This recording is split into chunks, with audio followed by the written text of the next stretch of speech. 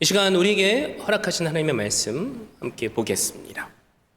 역대상 4장 9절에서 10절 말씀입니다. 야베스는 그의 형제보다 귀중한 자라. 그의 어머니가 이름하여 이르되 야베스라 하였으니 이는 내가 수고로이 낳았다 함이 얻더라. 야베스가 이스라엘 하나님께 아뢰어 이르되 주께서 내게 복을 주시려거든 나의 지역을 넓히시고 주의 손으로 나를 도우사 나로 환난을 벗어나 내게 근심이 없게 하옵소서 하였더니 하나님이 그가 구하는 것을 허락하셨더라. 아멘. 저는 이 복된 주일에 주신 말씀을 힘입어서 지경을 넓히는 교회라는 제목으로 말씀을 증거하고자 합니다. 오늘 한 가정에 두 아이가 있었어요. 한 아이의 별명은 문제아였습니다. 어릴 때부터 너는 안 돼, 넌 꼭 사고를 치는 아이야 라는 말을 들으면서 자랐죠.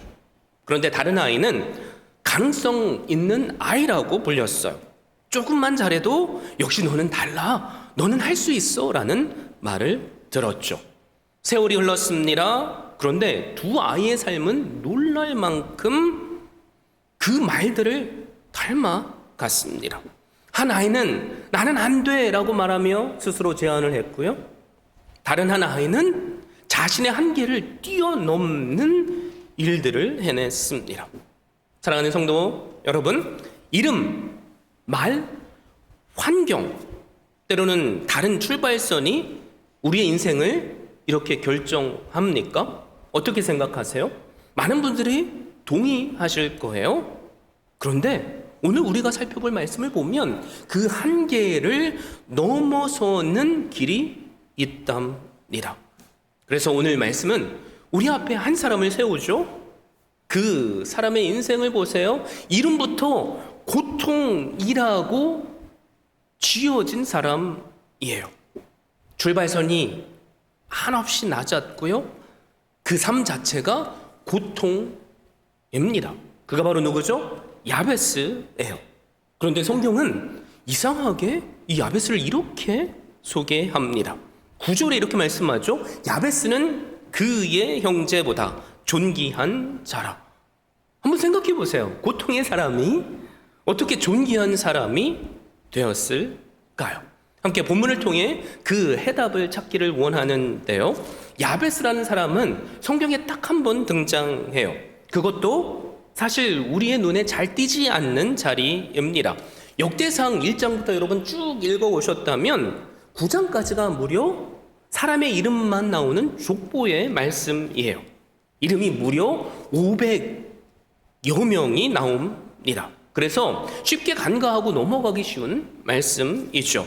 그런데 그 족보 한가운데에서 성경 기자가 갑자기 걸음을 멈춰요. 마치 우리에게 수많은 사람들이 있지만 이 한 사람만큼은 그냥 넘어갈 수 없다, 이렇게 말하는 것 같습니다. 그 사람이 바로 야베스예요. 야베스는 선지자가 아닙니다. 왕도 아니에요. 제사장도 아닙니다. 오늘날로 말하면 교회에 직분이 없고 눈에 띄는 업적도 없어요. 그냥 평범한 성도예요. 여러분, 그런데 성경은 이 야베스를 어떻게 소개해요?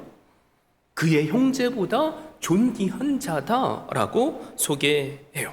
자, 다시 말씀드리지만 야베스는 존귀라는 단어와는 사실 어울리지 않던 사람이에요. 9절 말씀을 보세요. 그의 어머니가 이름하여 야베스라 하여 이르되 내가 수고로이 낳았다 하였음이더라 라고 말씀하죠. 야베스라는 이 단어의 뜻은 고통, 슬픔, 아픔입니다. 우리 과거의 시대도 그랬지만 당시 유대 사회에서는 이름이 그 인생의 방향을 결정해요. 그래서 그 이름이 삶을 결정한다고 믿던 시대였습니다. 그런데 엄마가 이 아이를 낳기 위해서 얼마나 고생했는지 그걸 잊지 않기 위해서 그 아이의 이름에 고통이라는 의미를 새겨 넣었어요. 말하자면 너는 내가 고통 속에서 낳은 아이야. 너는 고통을 기억하면서 살아야 돼 라고 말하는 거죠. 그래서 이 아이의 이름이 고통이 된 거예요. 아이에게 이런 이름을 준다는 것은 오늘 기준으로 봐도 참 무거운 일이에요.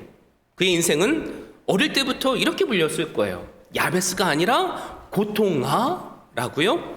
야베스 어디 있니?가 아니라 고통아 어디 있니? 라고요. 그래서 야베스는 평생 영어로 말하자면 Mr. Pain 이라는 이름으로 살아야 했습니다.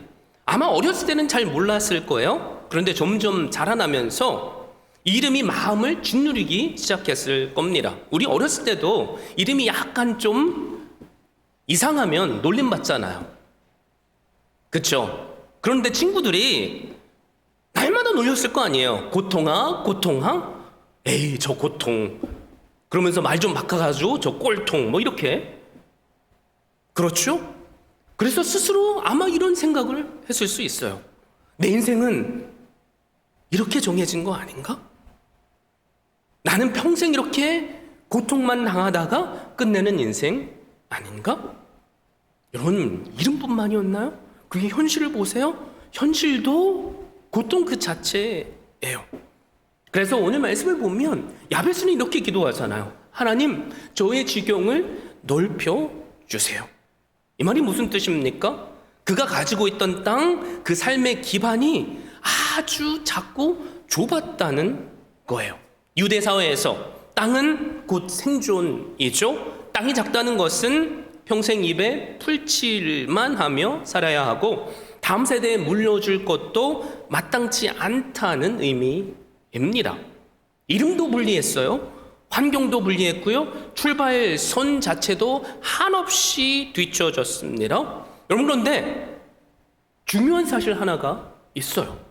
야베스는 자신의 이름과 환경에 자기 인생을 맡기지 않았습니다.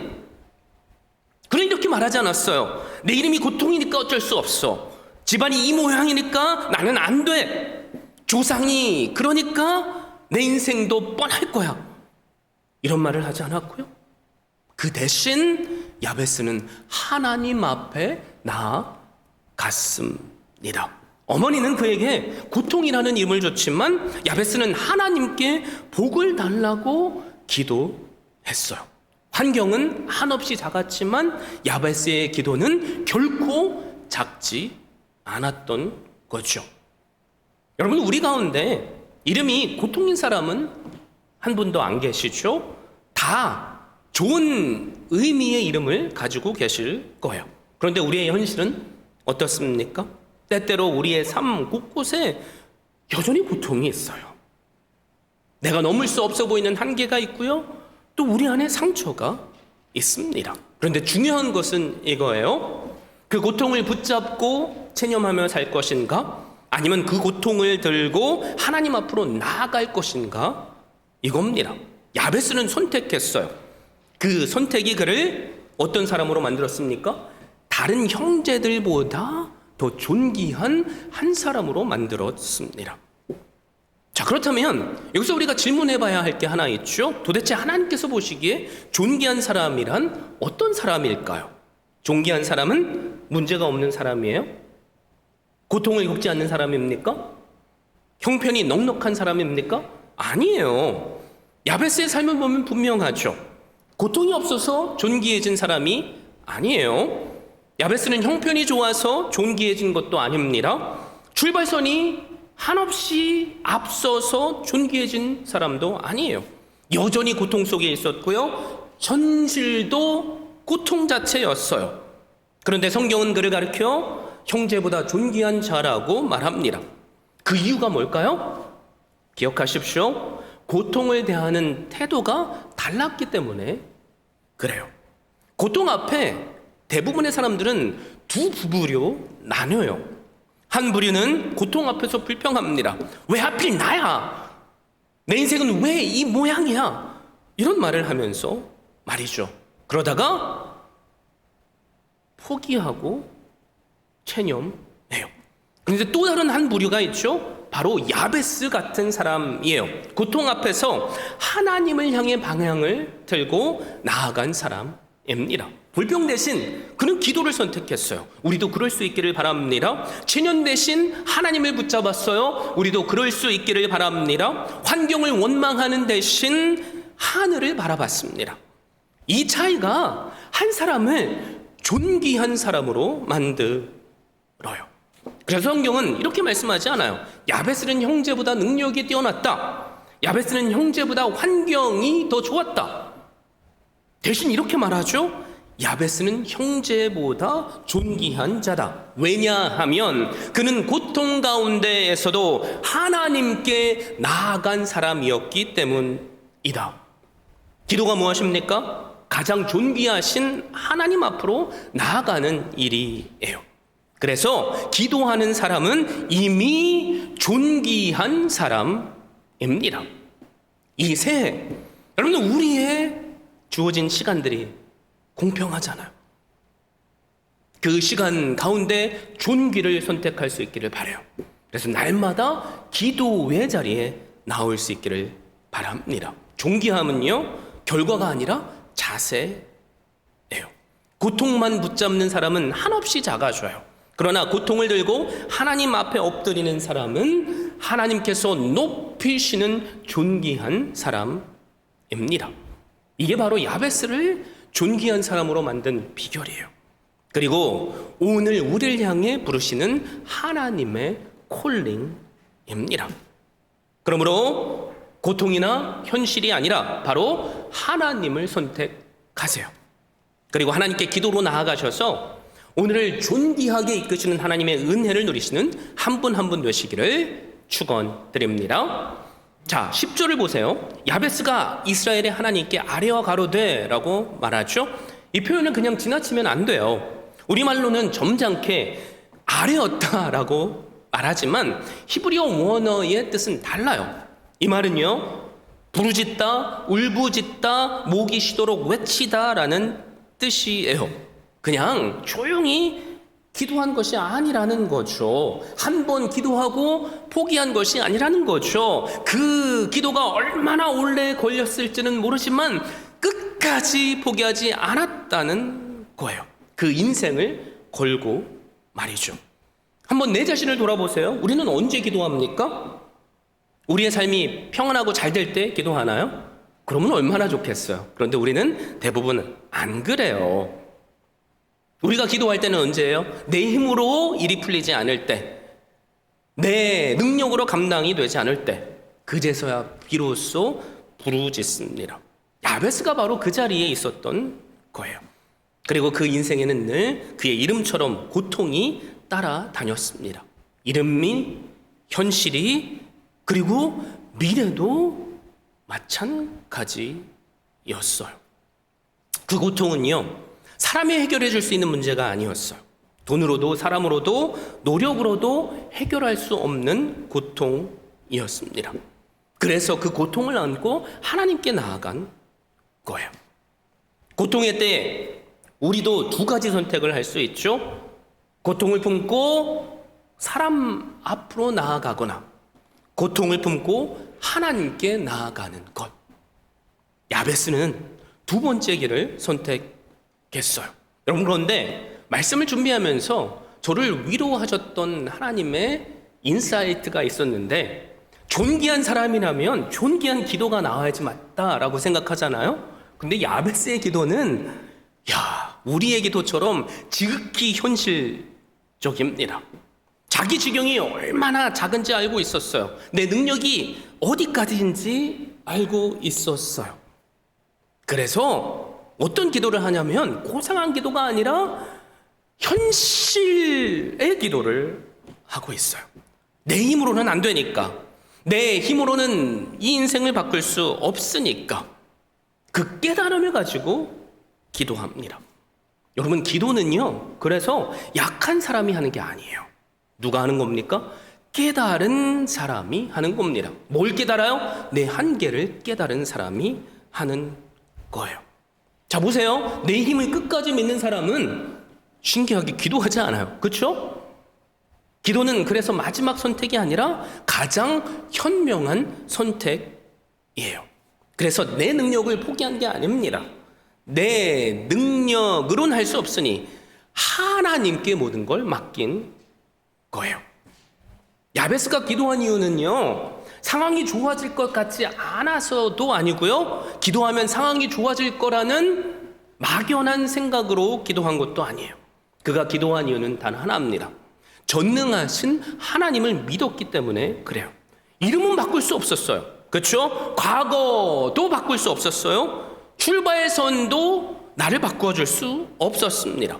그런데 하나님께서만은 바꿀 수 있다는 믿음이 있었습니다. 그래서 그는 하나님께 기도했어요. 조상이 섬기던 하나님, 언약의 하나님, 전능하신 하나님께 말입니다. 이 믿음이 없었다면 여러분, 그가 아무리 부르짖었어도 그 부르짖음은 절망의 외침으로 끝났을 거예요. 그런데 뭐가 그로 응답을 받겠습니까? 다른 게 아닙니다. 믿음이에요. 우리도 고통이 우리를 무너뜨릴 수 있어요. 여러분, 그런데 무너지지 마세요. 고통 가운데 계십니까? 현실에 문제가 있습니까? 그 문제를 들고 하나님 앞에 나오십시오. 그리고 야베스처럼 하나님 앞에 부르짖을 수 있기를 바랍니다. 어떤 사람은요, 고통 때문에 쓰러지지만 어떤 사람은 그 고통 때문에 무릎을 꿇어요. 야베스는 고통 앞에서 불평하지 않았습니다.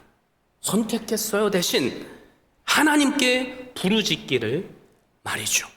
그리고 그 기도가 그의 인생을 바꾸는 결정적 전환점이 되었습니다. 자, 다시 말씀드리지만 야베스의 기도를 보세요. 화려하지 않아요. 존귀하지도 않아요. 지극히 현실적입니다. 딱 네 문장인데요.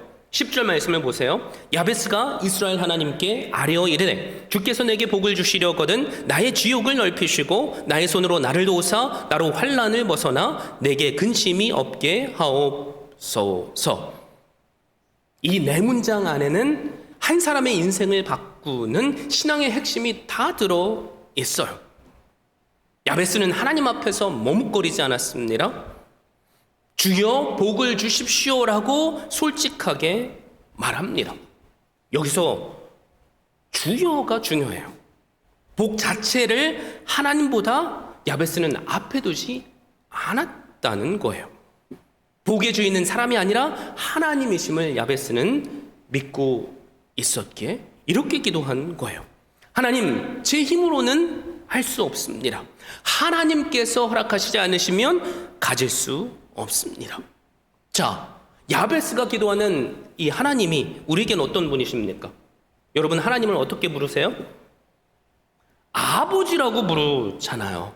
여러분, 세상에 제대로 된 아버지는요, 그 자녀가 잘 되길 꿈꾸고 소망해요. 그렇죠? 우리가 믿는 하나님도, 우리의 아버지도 우리가 평생 고생만 하다 삶을 마치는 것을 원치 않으세요. 그래서 우리에겐 야베스처럼 복을 구할 자격이 있습니다. 우리가 잘나서가 아니에요. 하나님의 자녀이기 때문에 그래요. 진짜 문제는 뭡니까? 구하지 않는 겁니다. 그러므로 구하세요. 담대히 아버지 앞에 나아가서 말이죠.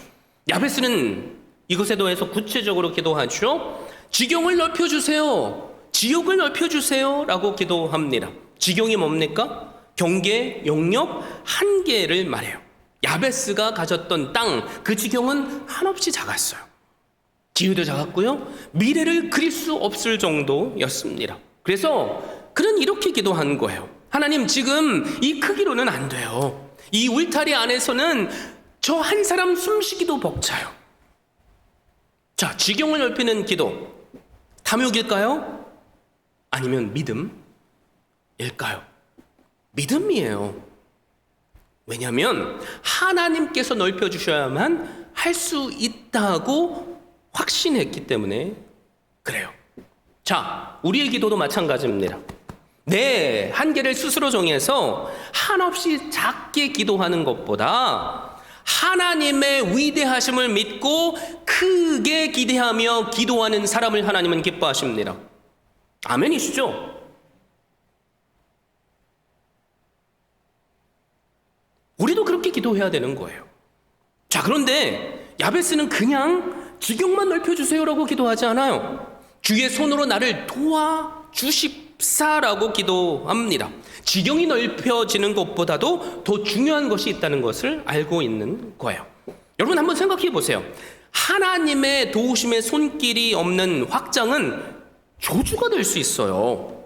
땅이 아무리 넓어도 또 성공해도 하나님의 도우심이 없으면 인생은 결국 무너집니다.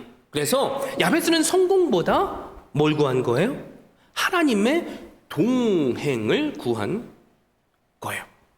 하나님, 제 인생이 커지는 것보다 하나님 손에 있는 인생이 되게 해주십시오 라고 기도했습니다. 그래서 야베스의 울타리는 누구예요? 하나님이시죠. 그 무엇보다도 안전한 기도를 드린 거예요. 그리고 마지막으로 뭐라고 기도합니까? 나로 환난을 벗어나 근심이 없게 하옵소서. 이 마지막 기도는 야베스의 인생 전체를 요약해요.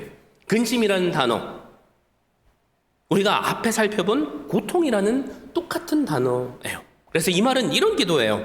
하나님, 내 이름처럼 고통으로 끝나는 인생이 아니라 평안 가운데 하나님의 복을 누리는 인생이 되게 하옵소서. 야베스는요, 고통이 없는 인생을 구한 것이 아니에요. 고통에 지배당하지 않는 인생을 구한 겁니다. 그래서 하나님 안에서 진정으로 누리는 복은 뭐예요? 평안 가운데 누리는 것들이에요. 자, 보세요. 야베스의 기도, 우리의 기도와 비슷하잖아요. 그렇죠? 우리의 지경을 넓혀주세요. 하나님, 저 성공하게 해주세요. 하나님, 저를 도와주세요. 동행해주세요. 저로 평생 근심이 없게 해주세요. 여러분, 그런데 이 기도와 우리의 기도에 차이점이 있다면 뭘까요? 이 중심에는 늘 하나님이 계셨어요. 그래서 오늘 말씀의 결론이 뭡니까? 하나님이 그가 구하는 것을 허락하셨더라 라고 말씀해요. 놀랍죠? 성경은 야베스가 더 열심히 노력했더라 라고 말씀하지 않아요. 야베스가 운이 좋았더라 라고 말하지도 않습니다. 분명히 선언하잖아요. 하나님이 허락하셨더라. 여러분, 이게 믿음이고요, 이게 신앙이에요.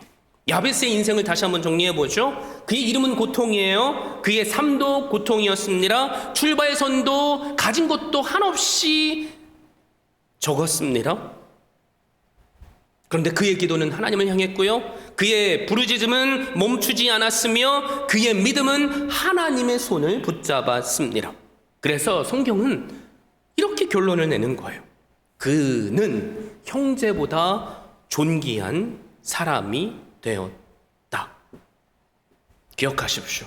기도는 현실을 외면하는 행위가 아닙니다. 운명을 하나님께 맡기는 행위도 아니에요.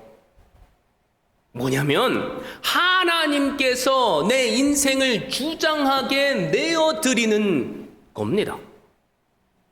상황을 바꾸는 주문이 아니라 하나님의 손이 나를 주장하시도록 내어드리는 통로예요. 여러분, 야베스와 비교해서 우리는 사실 더 분명한 은혜 안에 거하는 자들이잖아요. 과거 야베스는 우리처럼 십자가의 은혜를 알지 못했어요. 그런데 우리는 다릅니다. 우리는 십자가를 알잖아요. 그 십자가 아래에 서 있는 자들이에요. 우리가 어떻게 존귀한 사람이 되었습니까? 십자가에서 어떤 일이 일어났어요? 첫 번째, 예수님이 우리의 고통이 되셨어요. 야베스 이름이 고통이었다면 예수님은 우리 인간의 모든 고통을 대신 짊어지셨습니다. 그래서 이사야 53장 5절에 뭐라고 말씀해요? 그가 찔림은 우리의 허물 때문이래요. 우리 인생에 붙어있던 모든 아픔과 상처와 눈물을 주님께서 대신 주셨어요. 둘째, 예수님은 우리의 저주를 대신 받으셨습니다. 죄로 인한 형벌, 우리가 감당해야 할 그 결과를 예수님께서 십자가에서 대신 받으셨어요. 그래서 십자가는 우리를 향해 항상 뭘 선포하죠? 너는 더 이상 저주받은 존재가 아니야 라고 선포합니다. 그리고 세 번째, 십자가에서 예수님은 우리의 작은 지경을 깨트려 버리셨어요. 여러분, 십자가가 뭘 의미하는지 아세요? 땅의 경계를 넘어 하늘의 지경을 우리에게 열어주신 거예요. 죄와 사망의 울타리 가운데 우리가 오늘을 어떻게 살지 힘겨워할 때 예수님께서는 그 죄와 사망의 울타리를 깨트리고 우리에게 영원한 생명의 길은 하늘을 열어주셨습니다. 그래서 우리는 더 이상 이 땅에 묶인 자들이 아니에요. 하늘나라를 상속받은 자들입니다. 그래서 사도 바울이 우리에게 이렇게 담대히 말하잖아요. 자기 아들을 아끼지 아니하시고 우리 모든 사람을 위하여 내어주신 이가 어찌 그 아들과 함께 모든 것을 우리에게 은사로 주시지 아니하시겠느뇨. 로마서 8장 32절 말씀이에요. 십자가는 우리에게 무엇을 그래서 선포합니까? 너는 이미 존귀한 자다라고 말씀해요. 내가 잘나서가 아니에요. 내가 특별히 무언가를 더 열심히 해서도 아닙니다. 십자가에서 값을 주고 나를 사셨기 때문에 그래요. 다 이 십자가를 믿으시죠? 내가 그 누구보다도 존귀한 자임을 기억하시고 야베스처럼 날마다 나의 지경을 넓혀주십시오 라는 기도로 나아갈 수 있기를 바랍니다. 미국의 텍사스주의 한 작은 도시에 임팩트 처치라는 교회가 있어요. 성도 수는 채 100명도 안 되는 교회입니다. 재정도 넉넉하지가 않아요. 자체 건물도 없습니다. 그런데 이 교회가 매년 새해가 되면 꼭 함께 드리던 기도 제목이 있었어요. 그게 뭐냐면 주님 우리 교회의 지경을 넓혀 주십시오 라는 기도였습니다. 흥미로운 것은 이 교회가 말한 지경은 예배당이 아니었어요. 성도 수의 증가도 아니었습니다. 우리가 섬길 수 있는 범위를 넓혀 달라는 기도였어요. 한 해 한 해가 지나면서 하나님은 이 기도에 응답하기 시작하셨습니다. 어느 한 해 이 교회는 지역 학교 아이들을 위해서 학용품 가방 700개를 준비했어요. 교회 규모로는 감당할 수 없는 일을 그들이 해냈습니다. 또 어느 해에는 추운 겨울을 앞두고 겨울 외투 500벌 이상을 이웃들에게 나눠줬어요. 어느 해에는 추수감사절이 다가오자 수백 마리의 칠면조를 준비해서 형편이 어려운 가정들을 방문해서 전달했습니다. 그런데 이 모든 일을 하면서도 성도들은 이런 말을 하지 않았어요. 야, 우리 대단하지 않아? 대신 이렇게 고백합니다. 하나님이 지경을 넓혀 주셨습니다. 여러분, 진짜 놀라운 변화는 그 다음에 일어났는데요. 지역 사람들이 이 교회를 향해 이렇게 말하기 시작했어요. 저 교회는 뭔가 다른 교회예요. 저 교회는 우리를 진짜 사랑하는 이웃이야.